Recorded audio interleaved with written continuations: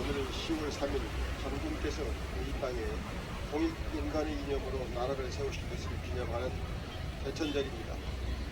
대한민국 6080 의병의 한 사람으로서 저는 대천절을 계기로 우리 대한민국이 단군의 건국 이념인 공익인간을 실현한 나라로 만들기 위해 이에 합당한 새로운 세력을 일으키라고 외치고자 합니다.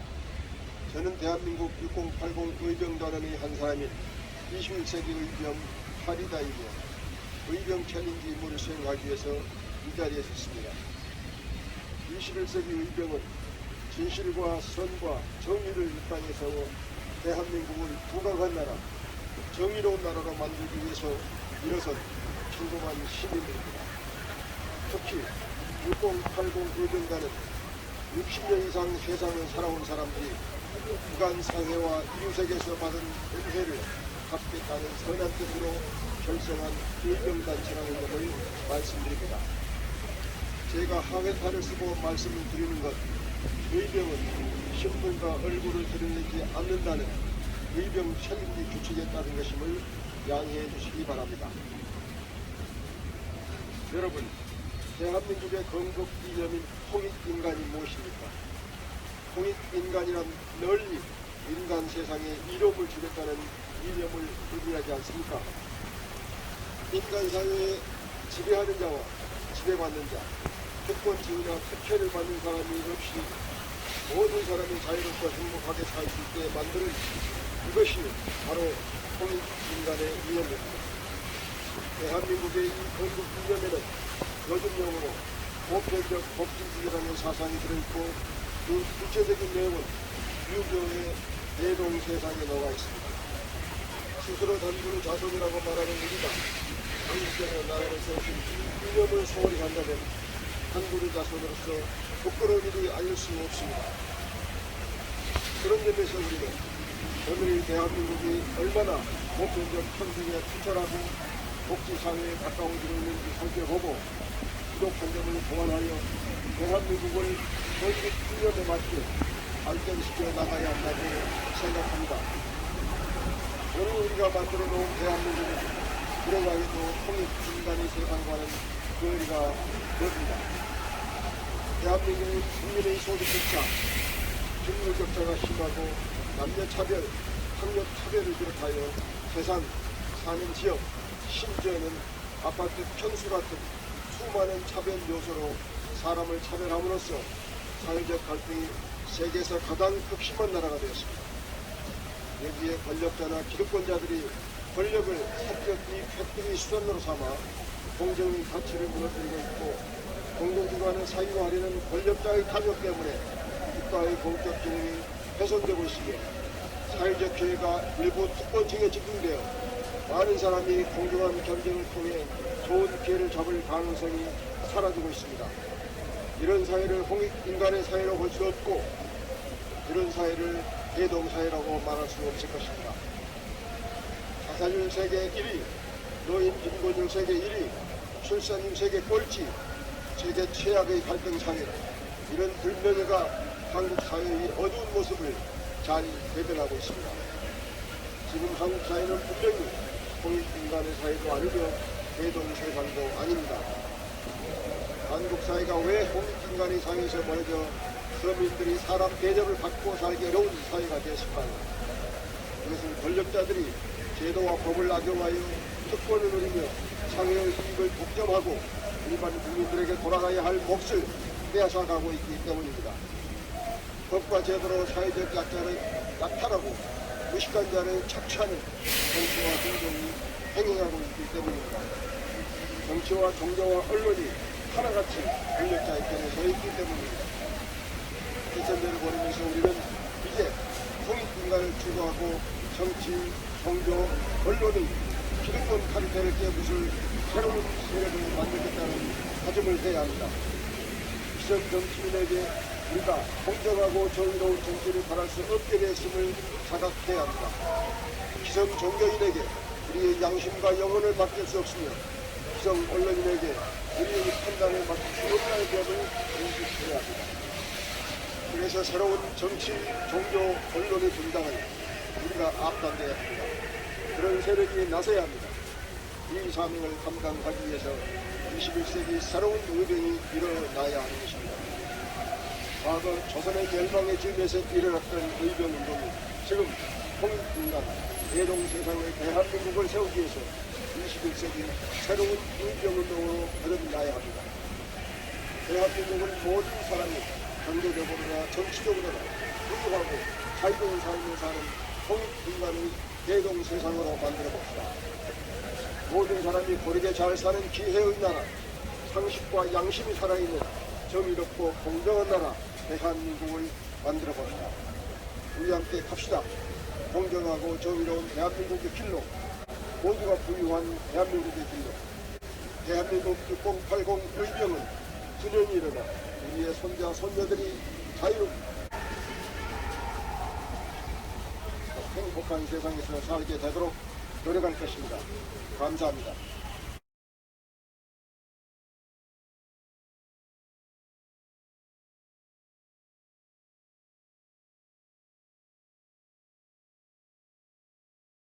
저는 사회 정의에 관한 우리 의견들의 생각을 보여드리겠습니다. 앞에 있는 배너를 봐주시기 바랍니다. 이게 적힌 하나단이라는 말이 있죠. 이것은 가장 나쁜 기관의 죽음입니다. 국민의 진실성과 정의감을 괴롭히고 있는 가장 나쁜 기관을 줄여서 비판했습니다. 우리 6080 의견단은 개천절을 맞아 대한민국의 진실성과 정의감을 무너뜨리는 가장 나쁜 권력 집단을 발표함으로써 대한민국의 위선적이고 사악하고 불의한 세력이 사라지도록 하고자 합니다. 오늘 현재 대한민국의 진실성과 정의감을 벗어나는 가장 나쁜 기관, 곧 하나단 세 것을 발표하겠습니다. 가장 나쁜 기관 첫째는 국민대학교입니다. 그 이유는 다음에 설명해드리겠습니다. 둘째는 검찰 또는 검사 집단입니다. 셋째는 법원 또는 판사 집단입니다. 그러면 앞에서 제시한 각 기관이 대한민국의 진실성과 정의감을 어떻게 훼손하고 있는지 설명해드리겠습니다. 가장 나쁜 기관 1번인 국민대학교는 대통령 부인 김건희의 박사학위 논문과 다른 논문 3편을 검증한 결과 일부 부적절하게 인용을 표시하지 않은 잘못이 있었지만 그 내용으로 볼 정도는 아니었다고 밝혔습니다. 그러나 이는 거짓말이었습니다. 국민대학교 구현상 교수가 직접 언론에 나와서 자신의 논문과 김건희의 박사학위 논문의 비교한 내용을 발표하였습니다. 그에 따르면 논문의 3페이지 분량은 그대로 베푼 것이 기점일 것이라는 합리적인 의심을 하게 만든 대목으로서 진실성과 공정성 그리고 정의감을 배반한 부끄러운 결정이었습니다. 이 결정은 표절 논문으로 받은 박사 학위를 근거로 박사로서 사회활동을 하며 여러 대학에 취업하는 등 부당한 이익을 취한 김건희의 범죄를 덮어주는 비리를 저지른 것입니다. 대학 본연의 가치인 진실과 정의를 저버리고 권력과 불의 앞에 굴복한 국민대학교는 진정으로 반성하고 진실한 조치를 취하기 바랍니다. 다음으로 국민의 진실성과 정의감을 무너뜨리고 있는 가장 나쁜 기관 두 번째는 검찰 또는 검사 집단입니다. 검찰은 이미 오래전부터 선택적 수사기관이라는 국민의 지탄을 받아왔습니다. 이는 검찰이 정의를 바로 세우는 기관이 아니라 정의를 자기 편의대로 사유화하는 기관이라는 비난을 받는 것입니다. 세상을 떠들썩하게 했던 김학의 손매수 사건에 대한 검사들의 부실 수사는 아직도 우리 머릿속에서 사라지지 않고 있습니다만 이번에 특히 강조할 것은 검찰이 윤석열 대통령의 부인 김건희의 도이치모터스 주가 조작 혐의 수사를 하지 않고 있는 점입니다. 검사들은 이렇게 수사를 제대로 하지 않는 방식으로 사회의 진실성과 정의감을 심각하게 훼손하고 있습니다. 주가 조작에 가담한 범인 대부분이 재판에 넘겨졌지만 유독 김건희와 그의 어머니인 최은순만 검찰이 수사를 피해가는 기적이 일어나는데 유사하며 당시 윤석열 검찰총장의 아내와 장녀였으니 검찰이 그들을 기용하였다고 보지 않을 수 없습니다. 이에 대해서는 대통령 윤석열과 법무장관 한동훈이 답해야 할 것입니다. 과거 검찰은 이명박의 가수 실종 논란에 대해서 이명박이 대통령 때에는 이명박이 가수 실종이다 아니라고 변제를 해주는 수단을 했다가 이명박이 대통령에서 물러나고 그에게 힘이 되어주었던 박근혜 대통령이 탄핵을 받은 후에야 이명박이 가수 실종이라고 하며 그를 기소한 사례가 있습니다. 이명박을 수사하여 무혐의 처분한 검사가 윤석열과 한동훈이었고 다시 수사하여 이명박을 구속한 검사도 윤석열과 한동훈이었습니다. 김건희 정치 모터 수사보다 현 수사가 비싼 용돈을 굴러가고 있는 것 같습니다. 검찰총장이던 윤석열이 검찰 조직에 만들어 놓았던 이른바 윤석열 사단이 아직 그대로 건재하고 거기에 한동훈이 법무부 장관을 앉혔고 윤석열 사단에 속한 검사들이 대통령실을 비롯해서 권력 실세 자리에 앉아있는 검찰 공화국된 이 시점이니 김건희 수사가 제대로 이루어지지 않고 있다고 보는 것입니다. 지금 검찰에는 의로운 검사가 한 사람도 남아있지 않은 것 같습니다. 오히려 대한민국의 정의와 진실을 뭉개는 악당들이 검사 집단 안에 까리를 들고 우리나라의 정의와 진실성을 무너뜨리고 있는 것입니다. 이 악당 검사들을 어떻게 하면 모조리 제거할 수 있을까요? 공수처가 이런 일을 하는 기관인데 과연 그렇게 할 수 있을까요? 공수처의 분발을 기대해 봅니다. 국민의 진실성과 정의감을 무너뜨리고 있는 가장 나쁜 기관 3번은 법원 또는 판사 집단입니다. 유전유죄라는 말이 법원이 공정하지 못한 판결에서 나온 것입니다. 그리고 지금도 바깥 세상이 모르게 은밀히 이런 기조를 유지하고 있습니다. 심심치 않게 흘러나오는 유명인과의 무죄 석방 소식과 함께 가난한 사람에 대한 가혹한 판결이 그런 결과물이라고 생각합니다. 윤석열 대통령의 대법관으로 지명한 오석준은 유전유죄 판결이 상징적인 판사입니다. 한 버스 회사가 800원을 횡령한 죄로 버스 기사를 해고한 것이 정당하다고 판결하여 그 버스 기사를 직장에서 내쫓게 했던 그가 술집에서 800원의 1000배가 넘는 86만 원의 향응을 받고 면직된 검사에 대해서는 면직이 가혹하다고 무죄의 판결을 내렸습니다. 800원을 횡령했다고 직장에서 내쫓는 가혹한 판결을 한 자가 86만 원의 향응을 받은 검사의 면직은 너무 가혹하다고 하여 면직 취소 판결을 한 이 불공정을 누가 납득할 수 있나요? 이는 전형적으로 차별적이고 편향적이고 부도덕하고 불의한 판결이라 하지 않을 수 없습니다. 이렇게 불공정하고 불의한 사람이 대법관이 되면 앞으로 사법부가 무슨 불의한 판결을 하게 될지 모릅니다. 판사들이 불공정과 불의한 판결은 그에 그치지 않았습니다. 문창학년 사건을 비롯한 수많은 공안 사건의 판결을 권력의 입맛에 맞추어 판결했다가 민주화 이후에는 모두 이들을 무죄로 판결하지 않았나요? 판사들이 정의를 말하려면 먼저 법법 뒤에 숨어서 권력과 이권의 달콤함에 취하지 말고 불의한 검사들과 한통속이 되지 말고 아르마리로 연결된 선후배 변호사와 밀착하지 말고 오로지 진실하고 공정하고 정의로운 판결을 할 대포와 역량을 갖추기 바랍니다.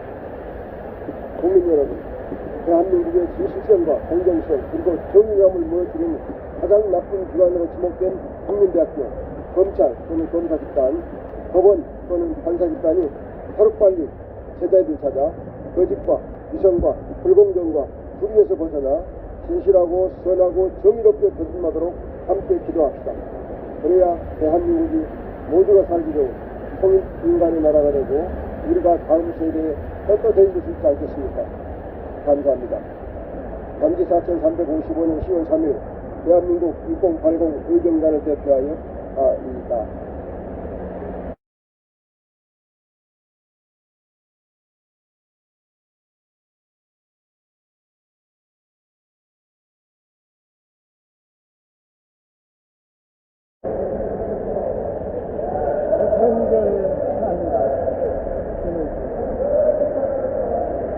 백달에 하늘이 열리던 날 언젠가는 끝일 것입니다. 그는 세상을 두루 아름답게 밝히는 해와 달과